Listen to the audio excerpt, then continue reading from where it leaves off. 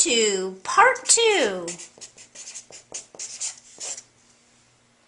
of using classical genetics to predict traits in offspring. In part 1, we learned how 2 purebred parents pass their traits to their offspring.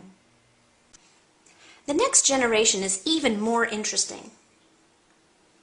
What kind of offspring will the second generation produce? If we cross a heterozygous, meaning each allele is different, with a heterozygous, where each allele is also different. This case is not as simple as before, where each parent only had one type of allele to pass to its offspring. This is when an understanding of meiosis helps. Remember, we know from meiosis that each parent will produce 4 gametes, or sperm and egg cells, from a single body cell. We also know from meiosis that chromosomes copy themselves. So we start with a body cell where each chromosome is in a pair, and in meiosis, each chromosome creates a copy. So we could write all those little copies in here.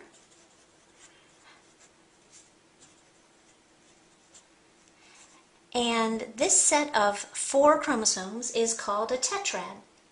Finally, we know that after a series of steps during meiosis, the tetrads are pulled apart and separated into 4 gametes that have half the number of chromosomes as the original body cell.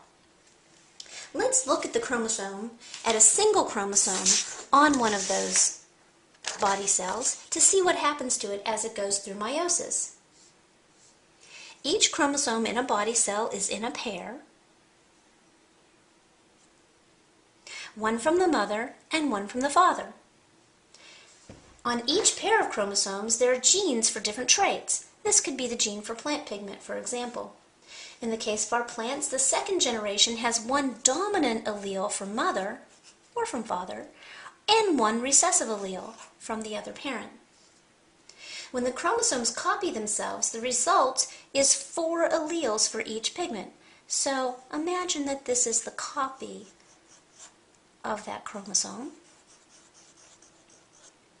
And we have the segment of DNA, the gene for plant pigment, for example. And this one is the copy of the mother gene, and this one is the copy of the father gene. So now we have a total of 4 genes for that one trait. In the last phase of meiosis, the chromosomes are separated and form the gametes. One chromosome in each of the 4 cells.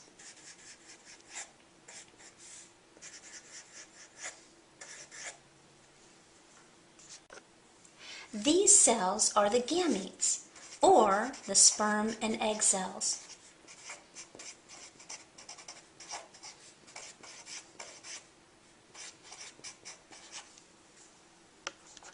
This means that each parent has 4 possible alleles to pass to its offspring. We can use this idea that each parent has 4 possible alleles to pass to its offspring to determine the probability that a combination of alleles will be inherited. We're going to represent the possibilities in a square called the punnett square. Let's take a look at the offspring from the first generation in our experiment.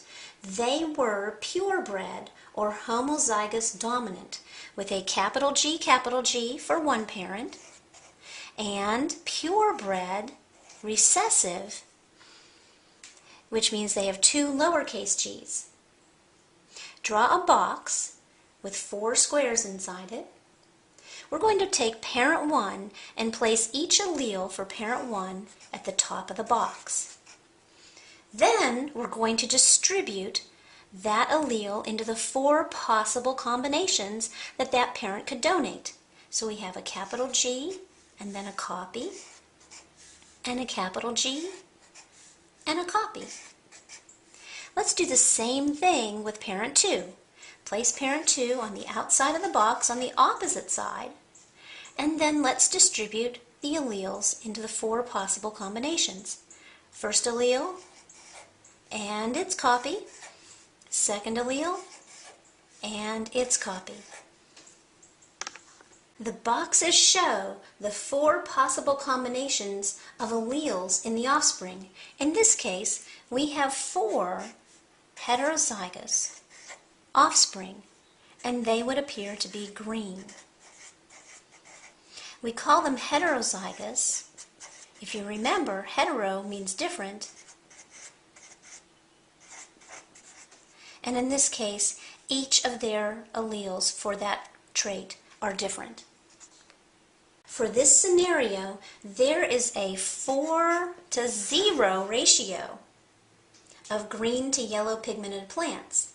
Another way to say it is that there is a total of 4 out of 4 chances of getting a green pigmented plant. You can express this as a ratio or as a fraction. Let's see if the square that we used will predict the offspring of our second generation plants.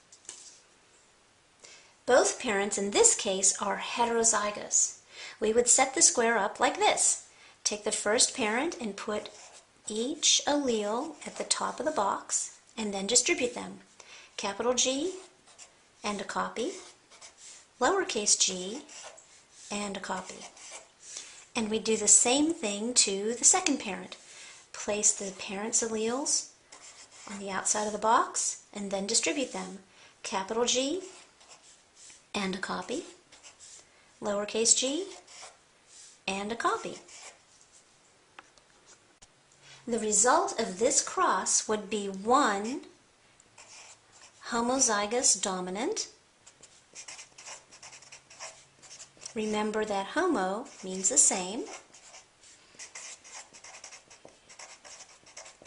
And this plant would appear green because it has the dominant allele.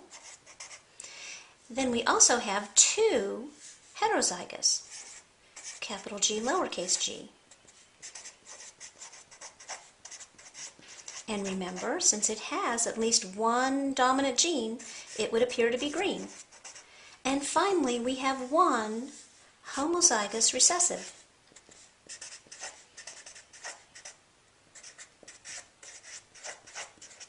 And in this case, this plant would appear yellow.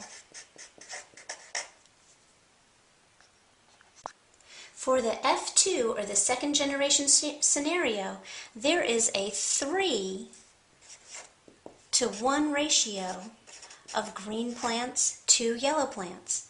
Another way to say it is there are 3 out of 4 possibilities of getting a green plant, or a 1 out of 4 chance of getting a yellow plant.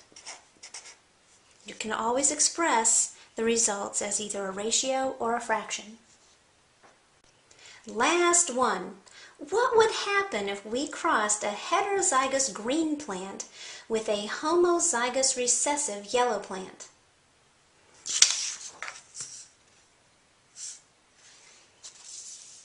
Press pause if you can set this up and solve it from right here. Continue listening if you need a little bit more information. The green plant is heterozygous. That means that it's a capital G, lowercase g, and the yellow plant is homozygous recessive, which means both alleles are lowercase g. We would take the first parent and put it at the top of the punnett square and distribute its genes. Capital G and a copy. Lowercase g and a copy. We'll take parent 2 and set it up on the other side of the box and distribute its genes. A lowercase g and its copy, and a lowercase g and its copy. In this scenario, we have 2 heterozygous offspring. Capital G, lowercase g. Hetero means different. And these plants would appear to be green because they have 1 dominant allele. And we have 2 homozygous recessive. Remember, homo means the same.